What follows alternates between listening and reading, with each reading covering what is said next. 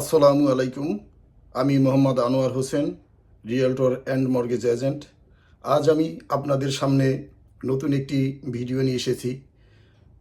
আশা করি আপনাদের উপকারে আসবে আমার এই ইনফরমেটিভ ভিডিওটি।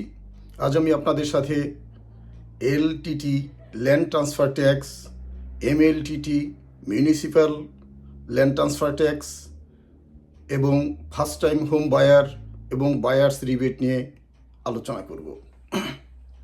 আসুন আমরা প্রথমে জেনে নেই এলটিটি ল্যান্ড ট্রান্সফার ট্যাক্স কি, কখন এটি চালু হয়েছিল এবং কী জন্য এটি চালু হয়েছিল। আপনি কানাডাতে কোনো প্রপার্টি কিনতে চাইলে প্রপার্টির ক্লোজিং করার সময় বায়ারকে একটি ট্যাক্স প্রদান করতে হয়। এই ট্যাক্সকে ল্যান্ড ট্রান্সফার ট্যাক্স বলা হয়। প্রভিন্সের রেভিনিউ বৃদ্ধির জন্য 1974 সালে অন্টারিও প্রদেশে এই ল্যান্ড ট্রান্সফার ট্যাক্স চালু করা হয়। এর মূল উদ্দেশ্য ছিল হেলথ কেয়ার, এডুকেশন এবং ইনফ্রাস্ট্রাকচার এর ক্ষেত্রে বিশেষভাবে অবদান রাখা। কানাডার সব প্রদেশেই কিন্তু এই ল্যান্ড ট্রান্সফার ট্যাক্স চালু নেই, যেমন আলবার্টা। কিন্তু ওখানে প্রপার্টি রেজিস্ট্রেশন ফি নামে একটি ফি চালু আছে, যা অন্যান্য প্রভিন্সের তুলনায় কম। সাসকাচুয়ানেও ক্লোজিং এর সময় কোনো ল্যান্ড ট্রান্সফার ট্যাক্স প্রদান করতে হয় না। সে যাই হোক, ল্যান্ড ট্রান্সফার ট্যাক্স ক্যালকুলেশন করার পূর্বে আমরা এখন এমএলটিটি বা মিউনিসিপ্যাল ল্যান্ড ট্রান্সফার ট্যাক্স নিয়ে আলোচনা করব। আপনি যদি সিটি অফ টরন্টো বাদে অন্য যে কোনো সিটিতে প্রপার্টি কিনতে চান, তাহলে আপনাকে এমটিটি বা municipal land transfer tax pay করতে হবে না। একমাত্র সিটি অফ টরন্টোতে আপনাকে এই এমটিটি বা মিউনিসিপ্যাল ল্যান্ড ট্রান্সফার ট্যাক্স প্রদান করতে হবে। এই বিধানটি সিটি অফ টরন্টো অ্যাক্ট 2006 এ অনুমোদিত হয় এবং 2008 এর 1 ফেব্রুয়ারি এটা ইফেক্টিভ বা কার্যকরী হয়। প্রপার্টি ভ্যালু এর উপর ভিত্তি করে ধাপে ধাপে, that is in a graduated base rate হারে এই ট্যাক্স ধার্য করা হয়, যা ক্লোজিং এর সময় অবশ্যই বায়ারকে পে করতে হবে। কিন্তু ফার্স্ট টাইম হোম বায়ারের জন্য provincial land transfer tax rebate এবং মিউনিসিপ্যাল ল্যান্ড ট্রান্সফার ট্যাক্স রিবেটও রয়েছে। যে প্রভিন্সিয়ালের জন্য সর্বোচ্চ ম্যাক্সিমাম $4,000 এবং মিউনিসিপ্যাল ল্যান্ড ট্রান্সফার ট্যাক্সের জন্য সর্বোচ্চ $4,475।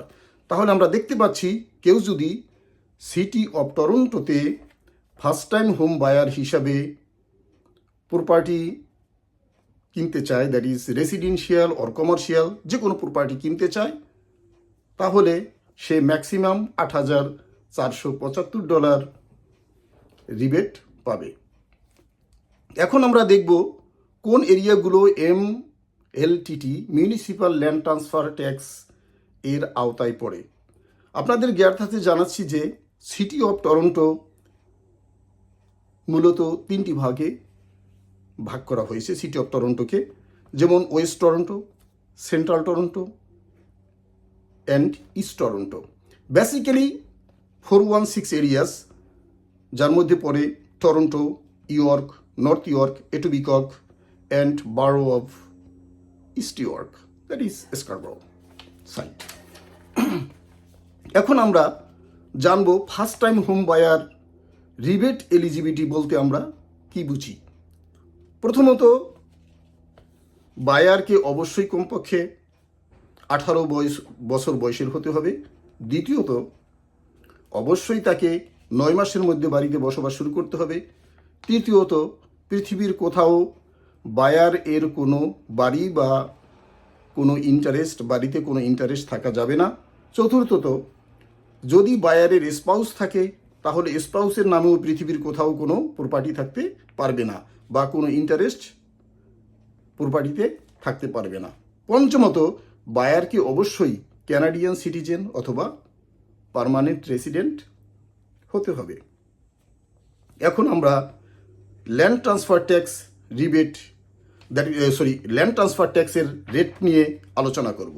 প্রথমত আমরা যদি লক্ষ্য করি তাহলে আমরা দেখব প্রথম 0 থেকে 55,000 পর্যন্ত 0.5% হারে ট্যাক্স প্রদান করতে হয়। 55,001 থেকে 2,50,000 পর্যন্ত 1% হারে, 2,50,001 থেকে 4 লাখ পর্যন্ত 1.5% হারে এবং 4,01,000 থেকে 2 মিলিয়ন দ্যাট মিনস 20,000 পর্যন্ত 2% এবং যদি ওভার 2 মিলিয়ন হয় বা 20,000 উপরে হয় তাহলে 2.5% হারে, এইভাবে ধাপে ধাপে হারে আপনার ট্যাক্স প্রদান করতে হয়। যাই হোক, এখন আমি কিছু প্রশ্নের উত্তর দিয়ে আমার আজকের আলোচনাটা শেষ করব। আশা করি আপনাদের প্রশ্নের উত্তরগুলো ভালো লাগবে। কোন ক্রাইটেরিয়া এর আওতায় অন্টারিওতে এলটিটি প্রদান করতে হবে না? Or how can we avoid LTT in Ontario? আমরা কিভাবে এই এলটিটি ল্যান্ড ট্রান্সফার ট্যাক্স না দিয়ে পারি, এটাকে অ্যাভয়েড করা যায় কিভাবে?